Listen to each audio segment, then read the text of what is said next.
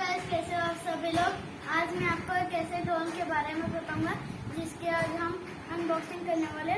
तो मैंने ड्रोन पहले से बाहर निकाल के रखा है और मैंने ये ड्रोन फ्लिपकार्ट से मंगाया। तो देखते हैं बॉक्स के अंदर इसका रिमोट है।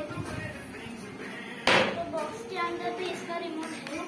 तो अपने ड्रोन को ऑन करने जाता हूँ।